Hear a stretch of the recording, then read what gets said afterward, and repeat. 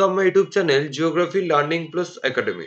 আজকে তোমাদের সঙ্গে আলোচনা করব উচ্চ মাধ্যমিক 2025 যারা এবছর ভূগোল পরীক্ষা দিচ্ছ তোমাদের দ্বিতীয় পার্ট, সেটা হচ্ছে অর্থনৈতিক ভূগোল থেকে কি কি গুরুত্বপূর্ণ প্রশ্ন এবছর আসার সম্ভাবনা রয়েছে বা কোন কোন অংশগুলো এবছর ভূগোলে ভালো করে রেডি করতে হবে সেটা নিয়ে। এর আগের ভিডিওতে তোমাদের সঙ্গে কোশ্চেন প্যাটার্ন কিভাবে আসতে পারে, কি টাইপের হতে পারে সেটা নিয়ে ডিটেলস আলোচনা করেছি এবং প্রাকৃতিক ভূগোল থেকে কি কি গুরুত্বপূর্ণ প্রশ্ন রয়েছে সেটা নিয়ে ডিটেলসে আলোচনা করেছি। যদি আমার সেই ভিডিওটি দেখে না থাকো তাহলে আমার নিচে ডেসক্রিপশন বক্সে আমার তার লিঙ্ক দেওয়া আছে, তোমরা চাইলে সেখানে গিয়েও দেখে নিতে পারো বা আমার চ্যানেলের প্লেলিস্ট থেকেও তোমরা সেই ভিডিওটা দেখে নিতে পারো। তো আজকে আলোচনা করব যে অর্থনৈতিক ভূগোল থেকে কি কি প্রশ্ন আসতে পারে বা আসার সম্ভাবনা রয়েছে। তো তার আগে প্রথমে বলে রাখি আমাদের 7 নম্বরের বড় প্রশ্ন আছে, 5টা আসে আমাদের উচ্চ মাধ্যমিকে। দুটো প্রশ্ন থাকে প্রাকৃতিক থেকে আর 3টে থাকে অর্থনৈতিক থেকে। যে 3টে অর্থনৈতিক থেকে থাকবে তার সঙ্গে আমরা অর পাবো, আর প্রাকৃতিক থেকে যে দুটো আমাদের প্রশ্ন থাকে সেখান থেকে আমরা অর পাবো। তাহলে আমরা দেখে নিই যে প্রাকৃতিক থেকে কি কি আমাদের গুরুত্বপূর্ণ প্রশ্ন এই বছরে ভালো করে রেডি করতে হবে। দেখো, প্রথম যে প্রাকৃতিক থেকে অধ্যায় রয়েছে সেটা হচ্ছে অর্থনৈতিক কার্যাবলী। এইখান থেকে কি কি আসবে, এইখান থেকে আমাদের পড়তে হবে যে প্রথম, দ্বিতীয়, তৃতীয় স্তরের ক্রিয়াকলাপ কাকে বলে, এর বৈশিষ্ট্য লেখো। অর্থাৎ প্রথম স্তরের ক্রিয়াকলাপ কাকে বলে, এর বৈশিষ্ট্য, দ্বিতীয় স্তরের ক্রিয়াকলাপ কাকে বলে, এর বৈশিষ্ট্য এবং তৃতীয় স্তরের ক্রিয়াকলাপ কাকে বলে, এর বৈশিষ্ট্য। তারপরে পার্থক্য লেখো কোয়াটার্নারি অ্যান্ড কুইনারি স্তরের ক্রিয়াকলাপ। তারপরে আছে সেটা হচ্ছে আন্তর্জাতিক বাণিজ্যের গুরুত্ব লেখো। তারপর ডাব্লিউটিওর উদ্দেশ্য ও কার্যাবলী লেখো। তারপরে সেচ কাকে বলে। তারপরে রয়েছে সোনালী চতুর্ভুজ কাকে বলে। তারপরে রয়েছে রেলপথ, জলপথ, পানামা খাল এবং সুয়েজ খালের সুবিধা ও অসুবিধা লেখো। আর লাস্ট প্রশ্ন হচ্ছে তথ্য প্রযুক্তি শিল্পের ব্যবহার লেখো। এইগুলোই এই বছরে ভালো করে রেডি করবে। এখান থেকে কিন্তু প্রশ্ন কিন্তু পার্ট বাই পার্ট আসবে। আচ্ছা, এরপরে আমরা আসবো কৃষি। তাহলে কৃষি থেকে কি কি গুরুত্বপূর্ণ প্রশ্ন এই বছরের জন্য রেডি করব। প্রথমে কিছু পার্থক্য দেওয়া রয়েছে। প্রথম পার্থক্য হচ্ছে আর্দ্র কৃষি ও শুষ্ক কৃষির মধ্যে পার্থক্য, নিবিড় কৃষি ও ব্যাপক কৃষির মধ্যে পার্থক্য, তারপরে বলেছে জীবন ধারণ কৃষি ও বাণিজ্যিক কৃষির মধ্যে পার্থক্য। এই তিনটে পার্থক্য ভালো করে রেডি করবে, এই তিনটের মধ্যে একটা কিন্তু আসবেই আসবে। তারপরে রয়েছে স্থানান্তর কৃষি কাকে বলে, এর বৈশিষ্ট্য। তারপরে রয়েছে মিশ্র কৃষি কাকে বলে, এর বৈশিষ্ট্য। তারপরে রয়েছে নিবিড় সত্তাভিত্তিক কৃষি পদ্ধতিতে মাথাপিছু উৎপাদন কম কেন। তারপরে প্রশ্ন হচ্ছে শস্য সমন্বয়ের গুরুত্ব লেখো। তারপর সবুজ বিপ্লবের সুফল ও কুফল লেখো। তারপরে রয়েছে নীল বিপ্লবের সুফল ও কুফল লেখো। তারপরে রয়েছে দক্ষিণ ভারত কফি চাষে উন্নত কেন, শ্রীলঙ্কায় চা চাষ অথবা নারকেল চাষে উন্নত কেন। নারকেল চাষটাকে কিন্তু ভালো মতো করে কিন্তু রেডি করতে হবে।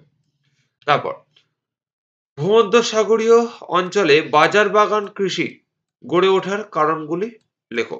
তাহলে এই যে 10টা প্রশ্ন, এই 10টা কোশ্চেন কিন্তু কৃষি থেকে কিন্তু খুবই ইম্পর্টেন্ট এই বছরের জন্য। তাই এই প্রশ্নগুলো কিন্তু একটাও কিন্তু বাদ দিলে চলবে না।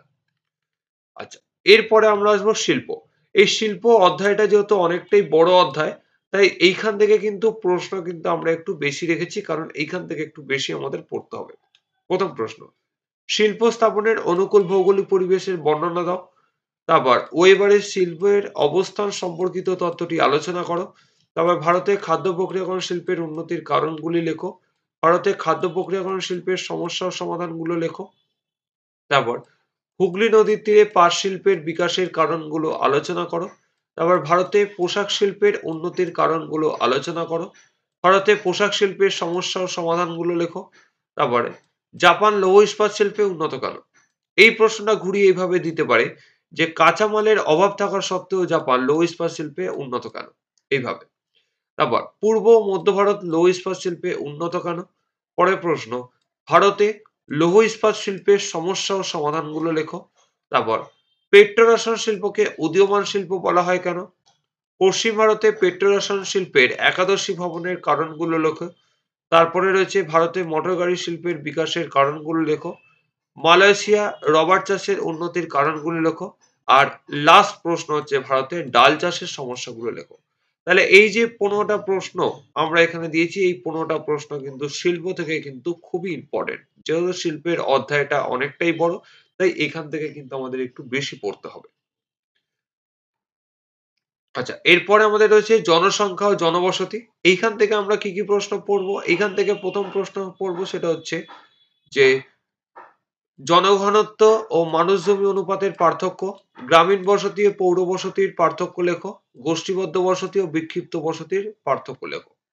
তারপর টিকা লেখো, জনঘনত্ব, মানুষজমি অনুপাত, কাম্য জনসংখ্যা ও জনবিস্ফোরণ। তারপরে রয়েছে ভারতের অসম জনবন্টনের কারণগুলি লেখো। তারপর গোষ্ঠীবদ্ধ জনবসতি ও বিক্ষিপ্ত জনবসতি গড়ে ওঠার কারণগুলো লেখো।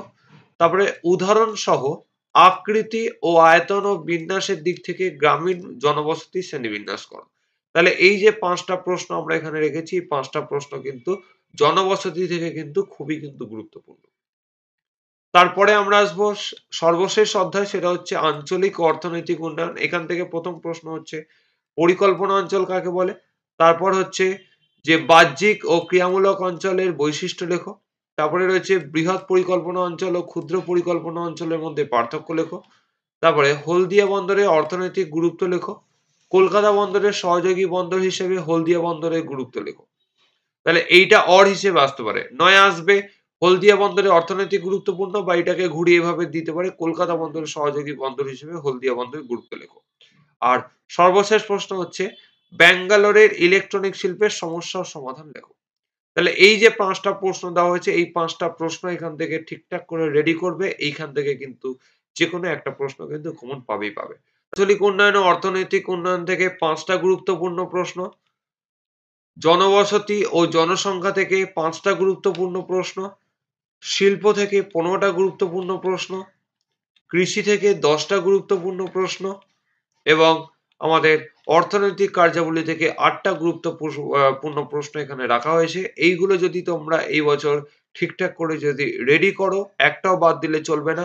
এইখান থেকে কিন্তু তোমরা 3টে কিন্তু উচ্চ মাধ্যমিকে কিন্তু প্রশ্ন কমন পাবে। তার সঙ্গে যে একটা অথবা বা অর দিয়ে যে প্রশ্ন থাকবে সেটাও কিন্তু এখান থেকে কমন পেয়ে যেতে পারো।